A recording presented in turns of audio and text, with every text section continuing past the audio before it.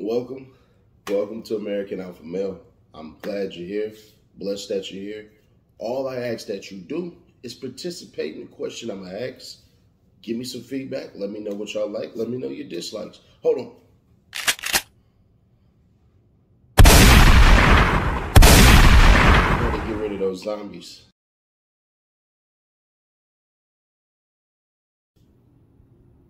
I want to take the time out today to introduce to you a different type of mindset, right? And we won't even call it a mindset. We're just going to say this is fire for you Friday, right? So do this thing called Monday Mindset and Friday Focus. I still do it on Instagram. I just don't call it the same thing. If you're not following me on Instagram, please do so. Happy 4th of March. You made it this far into the year. You've been catching up with the videos. You're notified. You're subscribed and everything like that. I want to say thank you so much. I humbly appreciate it. This channel is not built on dividing. It's just making sure that we have a place to go to as men. For people who don't understand that or just won't, that's perfectly fine. You don't have to. I'm not here for you to understand me. I'm just here for you to feel it. You to feel the impact of what it's like to be a man. Because let's be fair, a lot of y'all have never been a man. Pardon me. You don't understand what men go through. We can't open up to you because we constantly are trying to make sure shit is taken care of.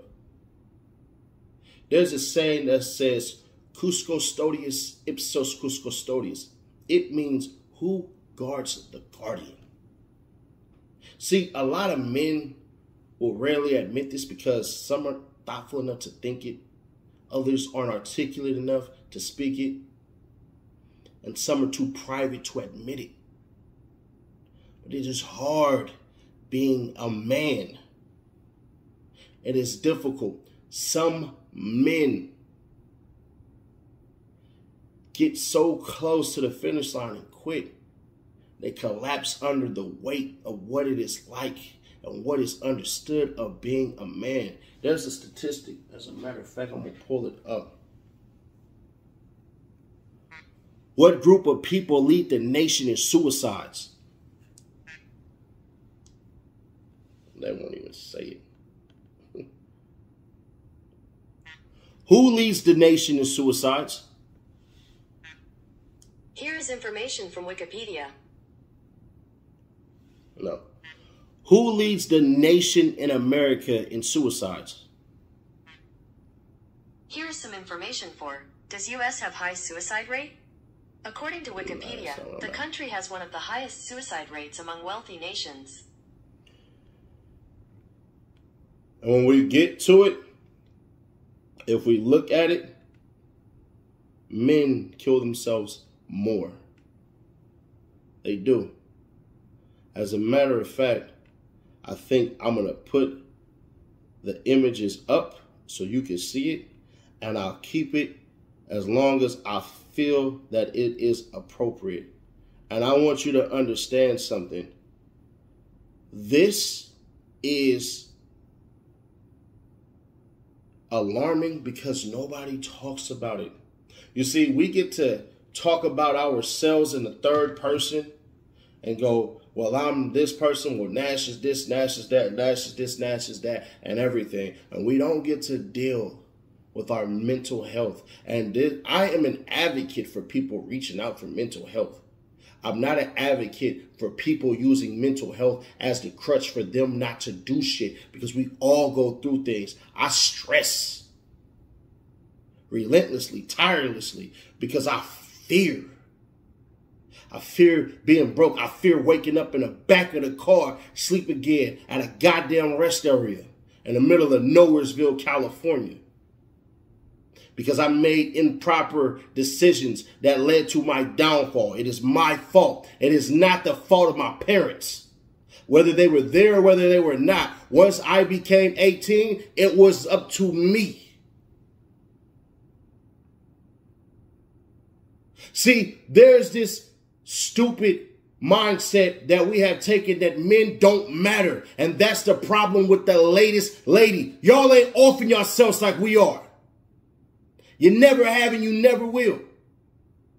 You have more freedom than you're willing to admit. You just don't like the outcomes. You see, the reason why it is so hard to be a man is because you're often told what you are not while you're trying to become and do something. And that right there should piss you off to your core. But if it doesn't, then so be it. Fuck them. Let them die. It's what a lot of people put in their mindset. And so we get fucked by the rest of the world and we die. Statistically speaking, women live 2 to 3 years longer than men.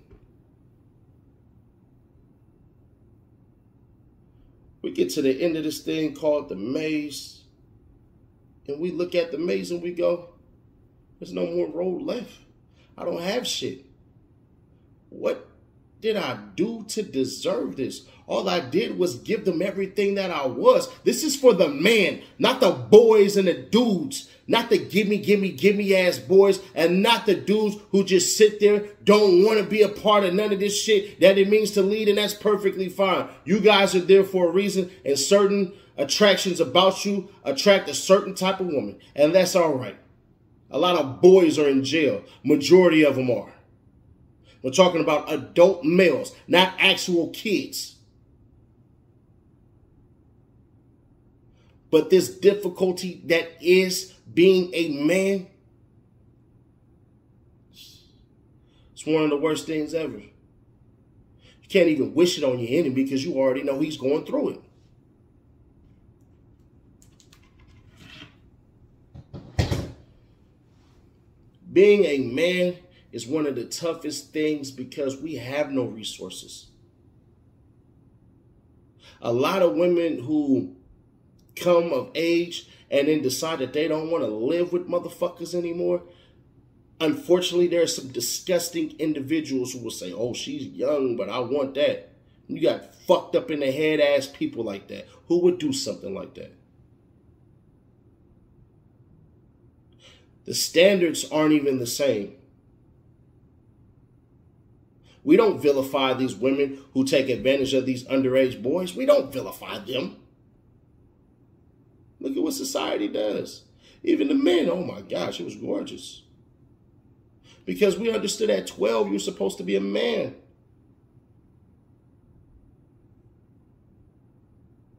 And if you grew up in the hood or you grew up poor, you were grown at 15 years old. Didn't matter what the fuck society said you couldn't do. Seeing too many of my friends have jobs at 16, 15 years old. Yes, it's hard work, and yes, they are supposed to work if they want to, not because they have to. Meaning, hey, son, if you want a damn car, I'm not paying for it. Go get a job. Go show me you got some responsibility. And then as a man, at least take care of your sons, half your son's bills, take care of his insurance, put it on your shit, pay half his car note at least. As a man, you are supposed to be a teacher without fault. That's what it is. I know people right now from the hoods of America that will say shit like, I put it on my kids. And ain't took care of their kids, ain't talked to their kids in years, and blame the mothers. Sending their kids off to different states to live for a year and never picked up the phone and called them. Coward ass dudes and boys, really a boy, who somehow had a dick that could ejaculate and create another life that happened to be another boy. But this time, the boy is because of his age, not because of his maturation skill or level or lack thereof. You see, as men, at times we had to travel. It's been ingrained in our DNA. We had to travel and literally miss out on some of the greatest moments to ever happen in life and had to hear about it through hearsay. We don't even get to experience it. And no, I am not begging for no fucking sympathy. I'm just telling you, it is difficult being a man. Stop fucking attacking us. Leave us the fuck alone. And if you want to attack us, we tend to fight back. And we will. Because we must. See, one of the things about being a man that you had to understand, ladies, especially the latest lady, we don't ask for much. We don't ask for shit, really. Just simple things. Keep the fucking house clean. Teach the kids to keep the fucking house clean. We bust our ass. We work about 60 hours a week. Every single chance we get to take care of overtime, we had to do that because we don't know what can happen tomorrow. So you better take care of tomorrow today and then get in a positive. But see, a lot of people can't admit that. They're scary. They're scared. They don't want to do it. They sit there and eat shit. And as a man, you have to eat bullshit and smile with it in your teeth and say, I'm going to take another spoon because I'm a man of great sacrifice. I will sacrifice my body because men are overrepresented in these fucking hospitals that are built, not what's inside of them. See, y'all learn to use the shit that we built. Shout out to y'all. That's more intelligent. The intellect is better. But that hospital that got built, shit, overwhelmingly was built by men. But frequently used more and more by women. And helped society on such a goddamn grand scale that you'd be hard pressed to say, damn, if this building wasn't here, we wouldn't have been able to save lives. And I'm not saying that the people in the fucking office and the people who are nurses and doctors are not saving lives. But if this shit was not in place, you wouldn't have the opportunity. And you have a financial security that we don't even have. We're only as good as what we can do physically. I'm not saying that that don't exist for doctors and for nurses, but the grind that it takes to be us is difficult. I know I got elbow tendonitis from it. And I ain't bitching and I ain't complaining about it. See, one of the things about being a man is you have to look another man in the fucking face and say, I feel your pain, but we gonna get this shit done, homie, without even saying two fucking words to him. Watch two fathers walk past each other. That's all they do. We've been taught for so long that the women did everything. That men said, what the fuck am I needed here for? And they were absolutely taught, you aren't needed here. So get the fuck out of my house. And so we left. We didn't come back because we weren't allowed. Because you spread so much poison and vitriol to our offsprings that they don't even want no parts of being a man. And some of these boys, they go out and they try to find anything that they can find as a replacement for a man, that they will do the craziest shit like take life. Because there was no man there in the home to tell him, son, there is another way to handle this. And I get all you strong, independent women. You'll get a video later on because I'm about to definitely tear into you. But what about your son? When he holds that mirror up, he doesn't look like you. When he holds that mirror up, there's nobody looking him back in the face for him to say, this is what I'm going to become. All he keeps on hearing is, this is what you are not. And when he hears about his raggedy ass father that you keep on talking shit about in front of him, you just like your dumb ass daddy. You just like your no good ass daddy. He internalizes it and he becomes no good. And so he can't cry. He can only suck up this image that you created. And some of you have made these boys so dependent upon you, it's ridiculous. You made it worse for kids. You made it worse for boys. And look at your daughter. She needs a man. Her first love of her life is supposed to be her dad. Now, once again, this is for the men, not the boys and not the dudes, the ones who pretend to be men. No, no, no. We are talking about the ones who get it done, where no matter how much times you bickered, you complained, he still gave you money every week to take care of your kid. You and the father ain't even getting along, but he's still taking care of the bills of the house. He don't even sleep nowhere, anywhere, but on a damn couch. But the bills are paid, the rent is taken care of, and your lazy ass just sit in a goddamn room all goddamn day watching TV, and your only job has been take the kids back and forth to school. You don't even sit there and study with the kids because you don't know shit. Pathetic. In the worst of ways, because your value, unfortunately, was overpriced. You were taught what's between your legs is golden. Well, I'm sorry, what's between mine is too.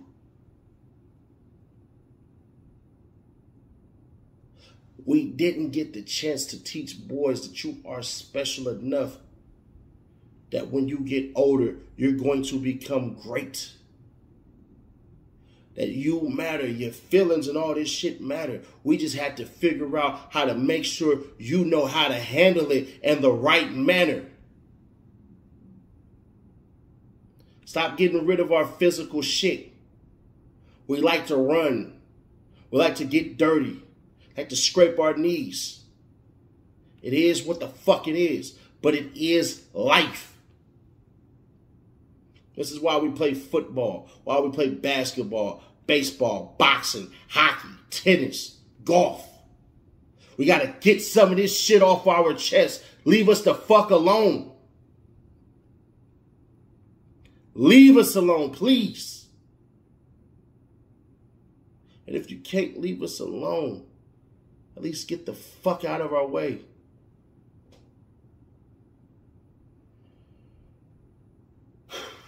There was a guy who grew up with this fucked up childhood. And as he's walking down the aisle, he stops and he looks around and he sees this special woman, not his wife. But let's rewind the clocks. Little Johnny, fucking up in school every single day. Fights the kids, doesn't listen to the teachers, doesn't listen to the principal. They're on the edge of kicking little Johnny out of school. And one day, the teacher asked little Johnny, can you come up to the board and take care of this problem? Well, Johnny says no. So little Johnny is now yelled at by the teacher. Held after school, told, hey, you're going to be on detention for the rest of the week. So little Johnny gets pissed off like he's supposed to. And he just sits there. And for that week, he sat there, pissed at the teacher, just staring. She looked at little Johnny, and one day, she got up, said, I'm going to search his files. Because little Johnny is making nothing but F's and D's, bare minimum. He don't care about shit, don't give a fuck about nothing. He's a fucked up ass child. So what she decided to do, look at his grades. She went to the year before. Little Johnny was making C's. Well, at least he was trying. But the year before that, he was making A's and B's. So it forced her to go, what the fuck happened 2 years ago? This was a great child. But little Johnny had lost his fucking father. Little Johnny didn't have a father to tell him that this was wrong, which caused the mother to have a mental breakdown, so she left. And so when she left, little Johnny tried to hold it together the very next fucking year, but he just couldn't. To the point where he got to the next year, the third year, and he just didn't give a fuck. He knew he had to do something in school. He was just there. So the teacher walked up to Johnny. She said, "Oh my gosh, I didn't know you lost your mother and your father. How are you feeling, Johnny?" Johnny was pissed because nobody ever asked him shit like that before. And little Johnny began to cry because for the first time, somebody's seen his trauma. They seen his pain. They seen all of this bullshit. And it didn't help. So what little Johnny ended up doing was holding on to her and telling her the truth. "Listen, I'm fucked up inside. I don't know what to do. This pain, it just won't stop. I don't know who I'm supposed to blame. I blame myself. I can't move. All I keep thinking about is going back home to my grandma. She can't really do shit. She takes care of me, but she don't know what the fuck is going on with me. I can't talk to her because she's so focused on making me do all of these fucking tasks that she never sat down and talked to me about how I was feeling."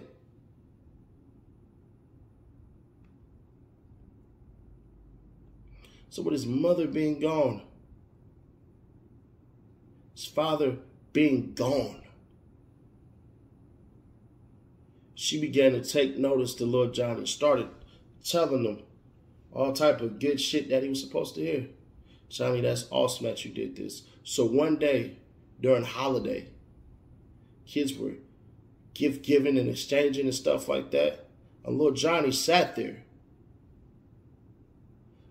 with a necklace and some perfume. He gave it to the teacher, sitting there eagerly awaiting her approval. Little Johnny didn't notice all the kids had seen what he did. So she opened it because she could see the excitement in Johnny's eyes. She opened it, seen the broken necklace and the perfume. And the rest of the kids laughed at little Johnny. This half bottle of perfume, this broken necklace. "Look at his cheap ass. He can't afford a real present. Ha, ha, ha." The teacher says, "Silence. It's not the price that matters. It's the gift and the impact it's supposed to make. It's the fact that he cared. None of you all have gotten me a gift anyways. So thank you, Johnny. Very special. I'm going to wear it, put the necklace on, spray the perfume, and act it as though it was the very best perfume she's ever worn." Johnny ends up correcting his grades, getting back to the A's and B's. In that next grade, Johnny leaves. But he keeps coming back and keeps coming back until Johnny enters high school. Then he's figuring it all out. Then one day, 15 years from that day that she checked all those kids for Christmas, she gets a fucking letter from Jonathan, Dr. Jonathan, inviting her to a wedding. And Dr. Jonathan walked down that aisle and stopped and seen a special lady wearing that necklace and smelling like that perfume that he had given over years ago. Thank you all for tuning in. I'll catch you in the next one. Appreciate you.